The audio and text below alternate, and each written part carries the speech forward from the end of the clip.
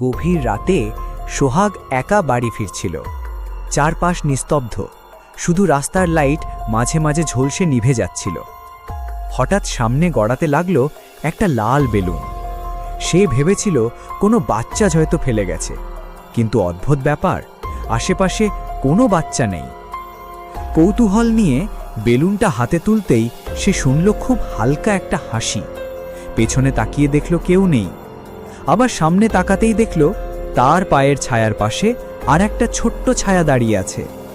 হঠাৎ বাতাস কেঁপে উঠল, লাইট নিভে গেল।